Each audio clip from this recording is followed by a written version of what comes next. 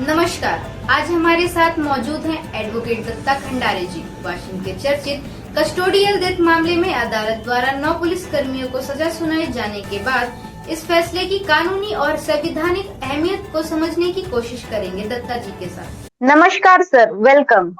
नमस्कार नमस्कार।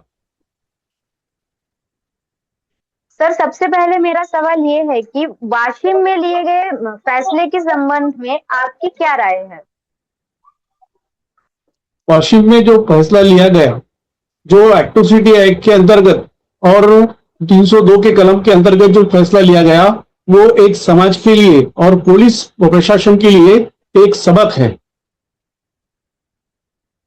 जी, तो आप संक्षेप में बताइए कि इस पूरे मामले में आखिर क्या हुआ था? ये जो मामला है, ये मामला है जो वाशिम में चलाया गया, वो रिसोर्ट के एक खेड़े में हुआ था। और वहां से जो रिसोर्ट जो पुलिस स्टेशन है, रिसोर्ट के पुलिस तत्कालिक थानेदार जो है 2011 के, उन्होंने और उनके पुलिस करीब कर्मचारियों ने बगिया नाम के एक आरोपी को उठा के ले, उसके घर में से उठा के लेके गए और उस पर जो चोरी का इल्जाम लगाया था, वो केस चलाने की कोशिश करी थी। लेकिन ये जो घटना हुई, ये घटना जब रात के 3 बजे उसको लेके गए, तो सुबह में वो वही पुलिस स्टेशन में मरेवा दिखाई दिया करके उसको उस पर उन पर केस दर्ज करने की कोशिश की गई। जी, तो सर, इस मामले में सरकारी वकील कौन थे और उनकी भूमिका के बारे में आपकी क्या राय है? वो सरकारी वकील जो थे SN कालू थे, और उन्होंने ये जो मामला है अच्छी तरह से चलाया। और ये जो मामले में जो चार्जशीट दाखिल करी हुई है, वो CID ऑफिसर जो थे अनवर शेख, इन्होंने दाखिल करी हुई है। और उन्होंने इस मामले की पूरी निष्पक्षता से जांच करने की वजह से ये जो मामला है वो यहां तक पहुंचा। जी, सर, प्रोसिक्यूशन ने कोर्ट में कौन-कौन से अहम तर्क और साक्ष्य पेश किए जो इस फैसले के लिए महत्वपूर्ण साबित हुए? ये जो चार्जशीट दाखिल हुई, इसमें सरकारी वकीलों ने 47 साक्ष्यदार तपासे हुए हैं।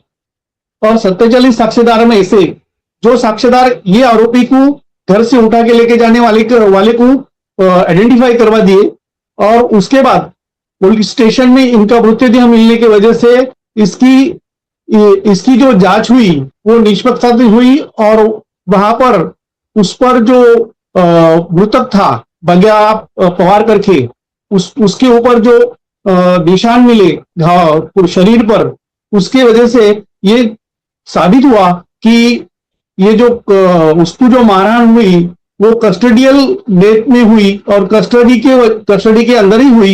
इस वजह से वो कस्टडियल डेथ हो गई। जी, सर, CID अधिकारी कौन थे और उनके जांच के संबंध में आप क्या कहना चाहेंगे? CID ऑफिसर अनवर शेख थे। उन्होंने अच्छी तरह से और निष्पक्षता से जांच करी भी है करके ये जो है फैसला जो वाशिम कोर्ट ने सुनाया है, वो उसका श्रेय जो जाता है वो अनवर शेख साहब इनको जाता है। जी, और इस मामले में दिए गए फैसले पर आप क्या कहना चाहेंगे? मतलब ये फैसला एक समाज के लिए एक जागरूकता का फैसला है। और समाज में कोई भी आम इंसान जो है उसको कोर्ट में न्याय मिल सकता, और न्याय देने का ये जो काम किया, ये वाशिंग न्यायालय ने जो काम किया है, वो एक समाज के लिए और पुलिस यंत्रणा के लिए एक सबक है कि किसी भी आम आदमी के साथ अच्छी तरह इंक्वायरी में बर्ताव किया जाए। और हर आदमी जी बोलिए। और हर आदमी को यानी इक्वलिटी बिफोर लॉ, यानी कोई ऑफिसर हो या आम जनता हो, ये कानून सबके लिए समान है, इसका ये एक फैसला है। जी जी। सर, अभियुक्त को जो सजा दी गई है उसके बारे में आप क्या कहना चाहेंगे? यदि दोषी पक्ष इस फैसले को ऊपरी अदालत में चुनौती देता है तो इसकी आगे की कानूनी प्रक्रिया क्या होगी? इसमें उनको अपील दाखिल करने का पूरा हक है, वो अपील में जा सकते हैं, लेकिन ये फैसला जो है इसमें लाइफ इम्प्रिजनमेंट होने की वजह से इन सब लोगों को कस्टडी में लिया जाना चाहिए, लिया भी गया है, और इनको हाई कोर्ट बेल भी दे सकती है, और ये फैसला जो है मेरे हिसाब से ये कायम रहेगा, और इसमें कोई मेरी दो राय नहीं है। जी, धन्यवाद आपका कीमती वक्त देने के लिए। धन्यवाद।